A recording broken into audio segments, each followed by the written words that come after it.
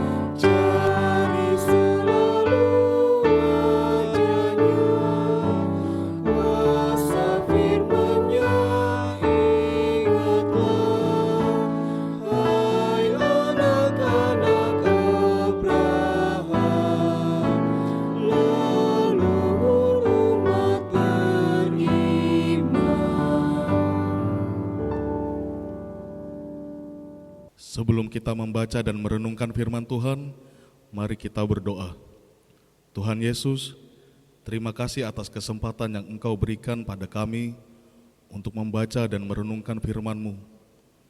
Kami berdoa agar Engkau membuka hati dan pikiran kami, agar dapat memahami pesan yang terkandung dalam setiap ayat Alkitab ini. Berikanlah kami hikmat dan pengertian, supaya kami dapat hidup sesuai dengan kehendak-Mu dan melaksanakan setiap firman yang kami baca dalam kehidupan sehari-hari. Tuntunlah kami dengan Roh Kudus-Mu, agar firman-Mu semakin menguatkan iman kami, mengubah hidup kami, dan membawa kami lebih dekat kepadamu. Terima kasih Tuhan, ini doa kami. Amin. Firman Tuhan yang akan kita baca pada saat ini terambil dari pertama Korintus 10 ayat 1 sampai 13. Firman Tuhan, Israel sebagai suatu peringatan. Aku mau saudara-saudara supaya kamu mengetahui bahwa nenek moyang yang kita semua berada di bawah perlindungan awan dan mereka semua telah melintasi laut. Untuk menjadi pengikut Musa, mereka semua telah dibaptis dalam awan dan dalam laut. Mereka semua makan makanan rohani yang sama, dan mereka semua minum minuman rohani yang sama, sebab mereka minum dari batu karang rohani yang mengikuti mereka, dan batu karang itu ialah Kristus. Sungguh pun demikian, Allah tidak berkenan kepada sebagian besar dari mereka. Itulah sebabnya mereka dibinasakan di padang gurun. Semuanya ini telah terjadi sebagai contoh bagi kita untuk memperingatkan kita supaya jangan kita menginginkan hal-hal yang jahat seperti yang telah mereka perbuat, dan supaya jangan kita menjadi penyembah-penyembah berhala sama seperti beberapa orang dari mereka, seperti ada tertulis, duduklah bangsa itu untuk makan dan minum. Kemudian bangkitlah mereka dan bersenang-senang. Janganlah kita melakukan percabulan seperti yang dilakukan oleh beberapa orang dari mereka, sehingga pada suatu hari telah tewas 20.000, 3.000 orang. Janganlah kita mencobai Kristus seperti yang dilakukan oleh beberapa orang dari mereka, sehingga mereka mati di pagut ular. Janganlah bersungut-sungut seperti yang dilakukan oleh beberapa orang dari mereka, sehingga mereka dibinasakan oleh malaikat maut. Semuanya ini telah menimpa mereka sebagai contoh dan dituliskan untuk menjadi peringatan bagi kita yang hidup pada waktu zaman akhir telah tiba. Sebab itu, Siapa yang menyangka bahwa ia teguh berdiri, hati-hatilah supaya ia jangan jatuh. Pencobaan-pencobaan yang kamu alami ialah pencobaan biasa yang tidak melebihi kekuatan manusia. Allah itu setia dan tidak akan membiarkan kamu dicobai melampaui kekuatanmu. Pada waktu kamu dicobai, Ia akan memberikan kepadamu jalan keluar sehingga kamu dapat menanggungnya. Amin firman Tuhan. Batu karang itu ialah Kristus, atau dalam bahasa Toraja dikua, iatu batu laulung iamo Kristus.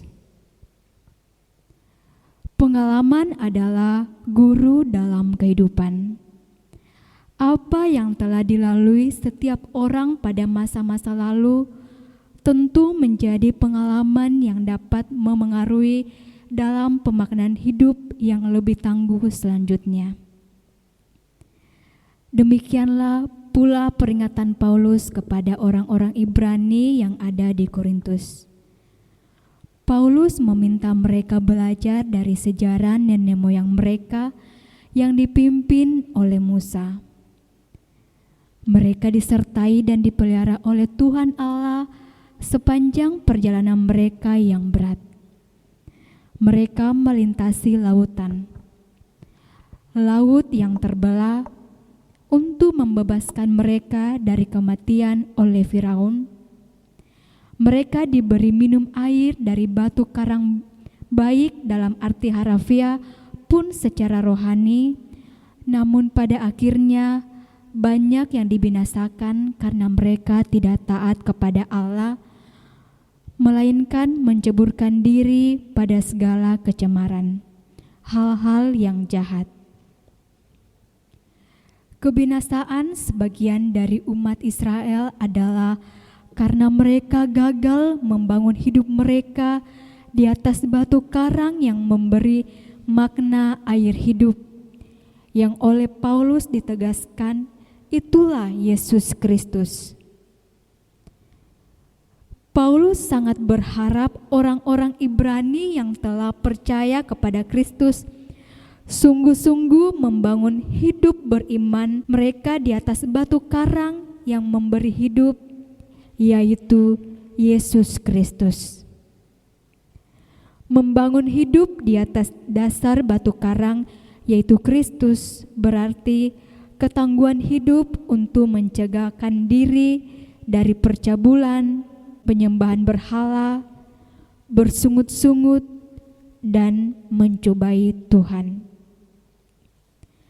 Tentu demikian pun bagi kita yang telah percaya Kristus, harus membangun hidup kita pada dasar yang teguh, pada iman yang kokoh, yaitu di atas batu karang kehidupan, yakni Yesus Kristus. Amin.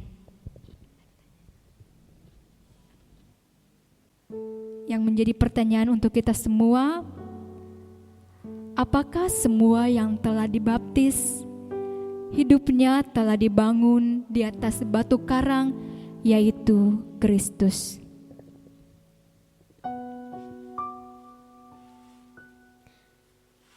Kesaksian kita dapat dibandingkan dengan dua sayap. Perkataan dan perbuatan, kami sadar bahwa kesaksian kita akan gagal jikalau perkataan kita tidak didukung atau ditopang perbuatan baik kita.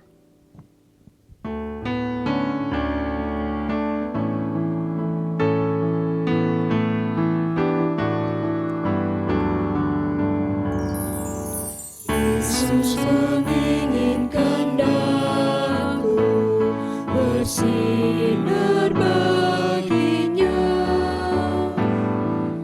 dimanapun ku berada, ku mengenangkannya. Bersinar, bersinar,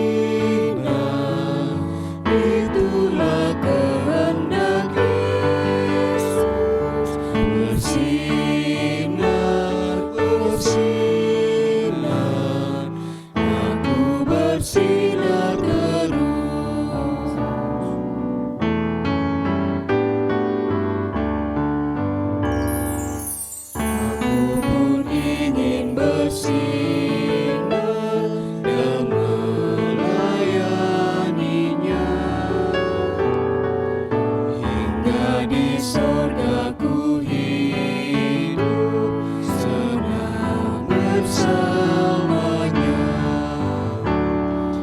bersinar, bersinar,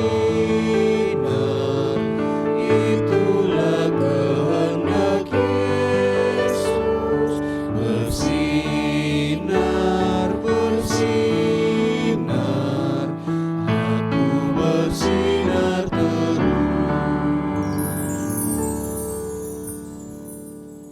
Mari kita menaikkan doa syafaat kita.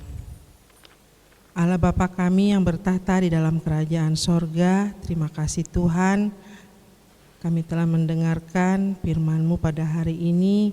Kiranya kami boleh menjadi saksi Tuhan di mana saja kami berada. Kami juga mau berdoa Tuhan bagi semua orang Kristen yang ada di dunia ini, agar mereka dapat menguduskan kehidupan mereka. Kami juga mau berdoa bagi jemaat kami, kiranya Tuhan dapat menguduskan kehidupan kami senantiasa mau taat dan patuh akan perintah Tuhan. Kami mau bersaksi tentang Kristus di mana saja kami berada. Kami juga mau berdoa bagi orang-orang non-Kristen yang ada di dunia ini, kiranya mereka boleh senantiasa Tuhan Engkau berkati melalui kesaksian hidup dari orang-orang Kristen. Mereka boleh percaya bahwa Tuhan Kristus itu adalah Juru Selamat. Kami juga mau berdoa bagi segala aktivitas kami pada hari ini. Tuhan Yesus berkati dan sertai. Terima kasih Tuhan, inilah doa kami. Amin.